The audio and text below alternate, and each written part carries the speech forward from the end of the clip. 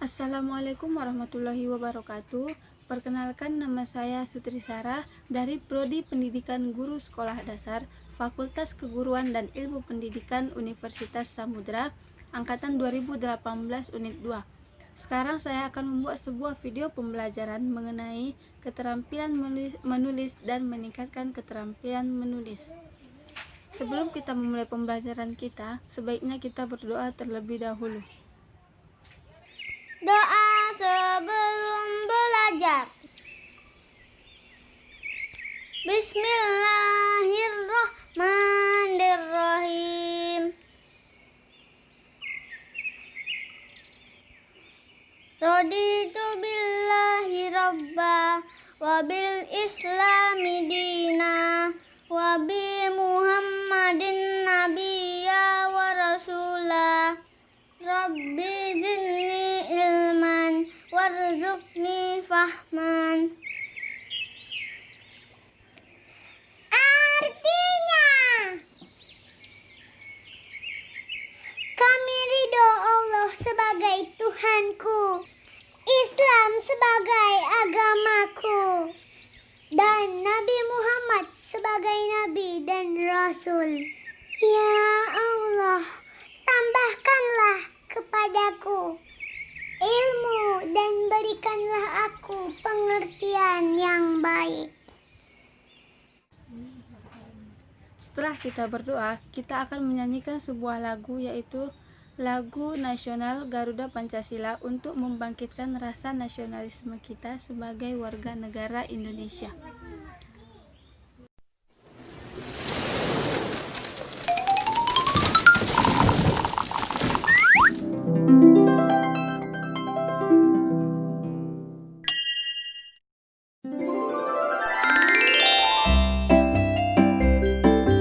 Garuda Pancasila.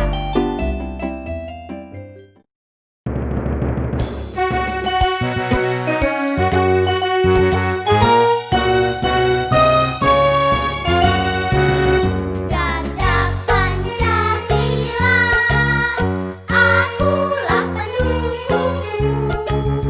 Patriot proklamasi, sedia berkorban untukmu. Pancasila dasar negara, rakyat adil makmur sentosa, pribadi bangsamu. Ayo maju, ayo maju, ayo maju, maju.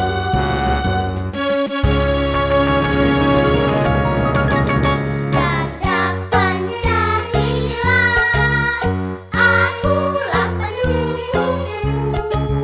Patriot proklamasi, sedia berkorban untukmu. Pancasila dasar negara, rakyat adil makmur sentosa, pribadi bangsamu. Ayo maju, ayo maju, ayo maju, maju.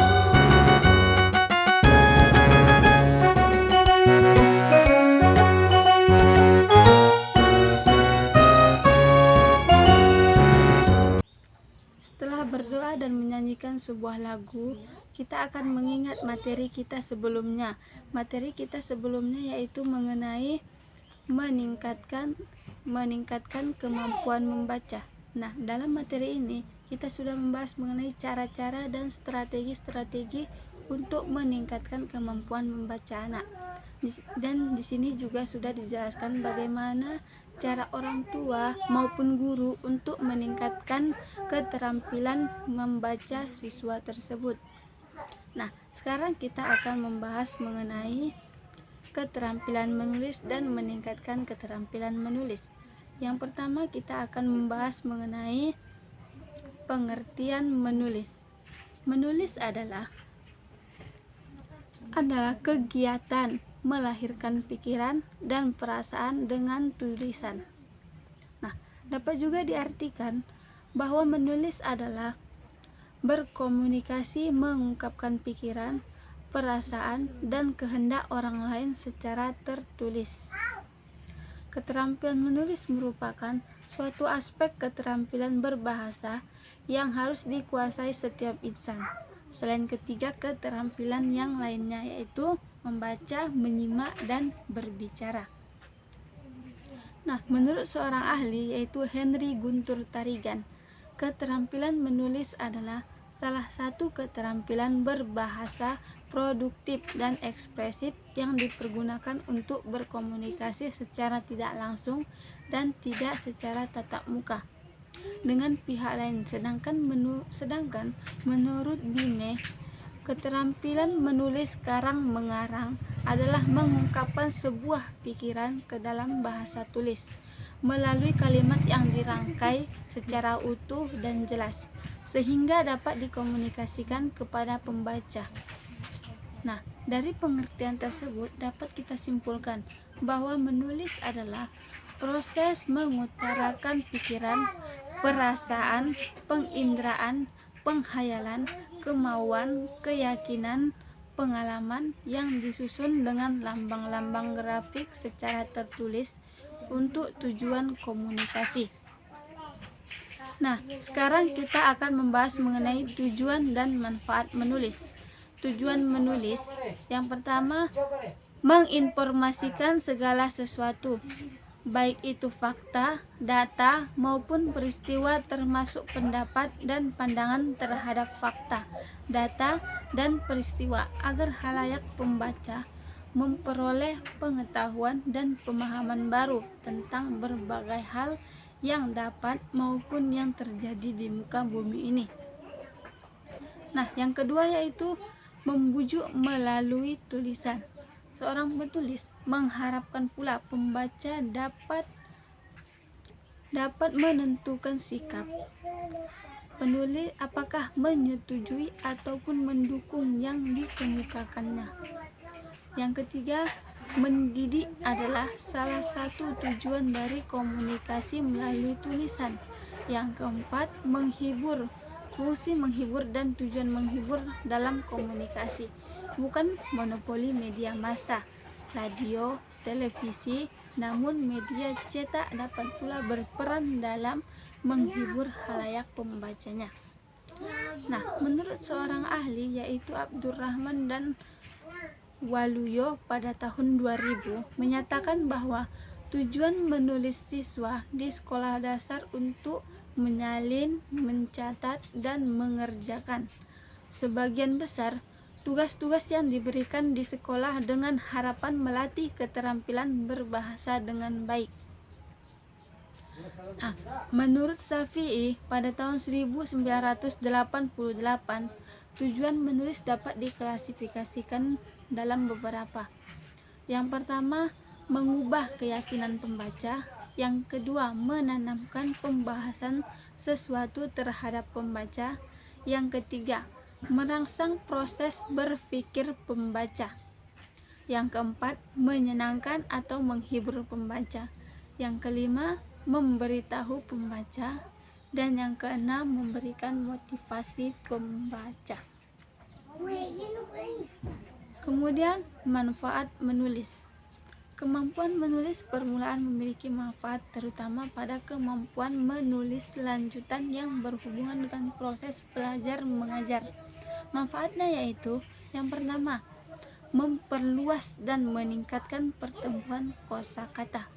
Yang kedua, meningkatkan kelancaran tulis menulis menyusun kalimat. Yang ketiga, sebuah karangan pada hakikatnya berhubungan bahasa dan kehidupan. Yang keempat, kegiatan tulis-menulis meningkatkan kemampuan untuk pengaturan dan pengorganisasian. Nah, yang kelima yaitu mendorong calon penulis terbiasa mengembangkan suatu gaya penulisan pribadi dan terbiasa mencari pengorganisasian yang sesuai dengan gagasannya sendiri. Nah, kemudian menurut Bernard pada tahun 2002 mengemukakan ada 6 manfaat karang mengarang. Yang pertama, suatu sarana untuk mengungkapkan diri. Yang kedua, suatu sarana untuk pemahaman. Yang ketiga, suatu sarana untuk membantu pengembangan kepuasan pribadi, kebanggaan, dan suatu perasaan harga diri. Yang keempat, suatu sarana untuk meningkatkan kesadaran dan penerapan terhadap lingkungan sekeliling seseorang tersebut. Yang kelima, suatu sarana untuk keterlibatan secara bersemangat dan bukannya penerimaan yang pasrah. Nah, yang keenam yaitu suatu sarana untuk mengembangkan suatu pemahaman tentang dan kemampuan menggunakan bahasa. Nah, kemudian kita akan bahas mengenai jenis-jenis dalam menulis. Keterampilan menulis dapat kita klasifikasikan berdasarkan dua sudut pandang yang berbeda. Sudut pandang tersebut adalah kegiatan atau aktivitas dalam melaksanakan keterampilan menulis dan hasil dari produk menulis itu. Klasifikasi keterampilan menulis berdasarkan sudut pandang kedua menghasilkan pembagian produk menulis atau 4 kategori, yaitu karangan narasi, eksposisi, deskripsi, dan argumentasi. Nah, yang pertama kita akan menjelaskan mengenai eksposisi. Eksposisi adalah pemaparan, yaitu salah satu bentuk karangan yang berusaha menerangkan, menguraikan, atau menganalisis suatu pokok pikiran yang dapat memperluas pengetahuan dan pandangan seseorang. Nah, jika hendak menulis bagaimana peraturan bermain sepak bola, cara kerja pesawat, bagaimana membuat tempe misalnya, maka jenis tulisan eksposisi sangat tepat untuk digunakan. Eksposisi berusaha menjelaskan ataupun menerangkan. Nah, menurut seorang ahli yaitu Parera pada tahun 1993 mengemukakan bahwa seorang pengarang eksposisi akan mengatakan, "Saya akan menceritakan kepada kalian semua kejadian dan peristiwa ini dan menjelaskan agar Anda dapat memahaminya." Nah, dari uraian tersebut dapat dipahami bahwa untuk menulis karangan eksposisi, maka penulis harus memiliki pengetahuan memadai tentang objek yang akan digarapnya. Untuk itu, maka seorang penulis harus memperluas pengetahuannya dengan berbagai cara seperti membaca referensi yang berkaitan dengan masalah yang dikaji, melakukan penelitian, misalnya wawancara, merekam pembicaraan orang, mengedarkan angket, melakukan pengamatan terhadap objek. Nah, yang kedua yaitu deskripsi.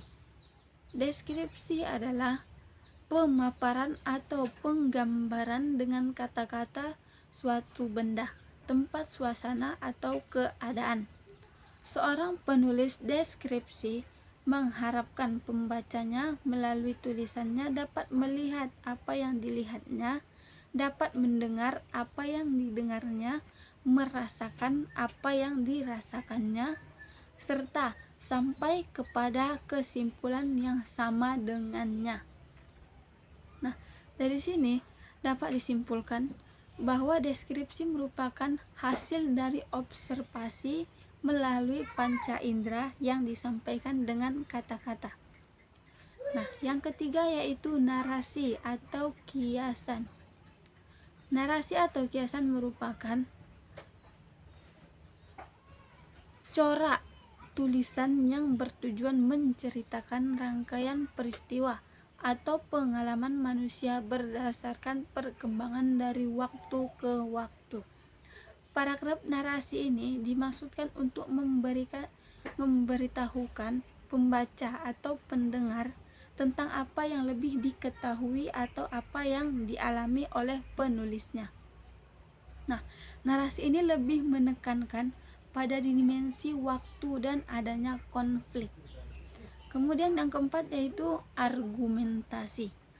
Argumentasi merupakan corak tulisan yang bertujuan membuktikan pendapat penulis meyakinkan atau mempengaruhi pembaca agar menerimanya.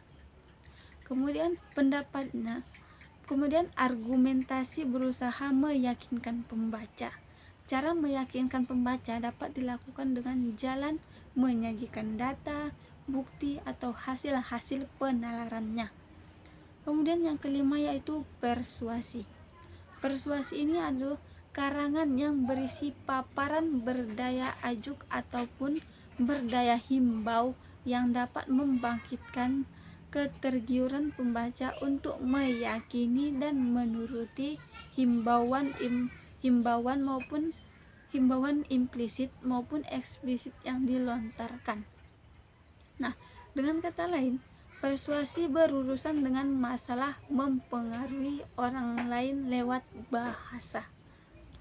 Nah, sekarang kita akan membahas mengenai tahap-tahap menulis.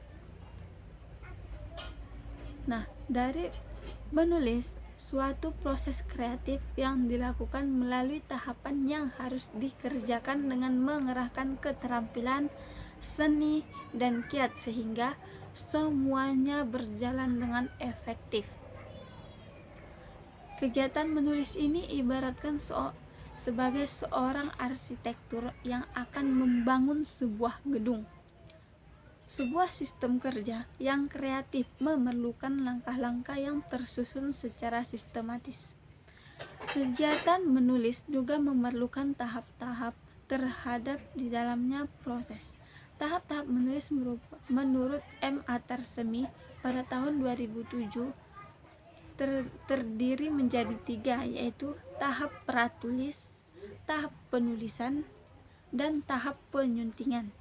Sedangkan menurut Elina Sarif, Julkamaini, dan Sumamo pada tahun 2009, tahap-tahap menulis terdiri dari 6 langkah, yaitu draft kasar, berbagi, perbaikan, menyunting, penulisan kembali, dan evaluasi. Nah, dari pendapat tersebut dapat disimpulkan mengenai tahap-tahap dalam menulis. Yang pertama yaitu tahap pratulis.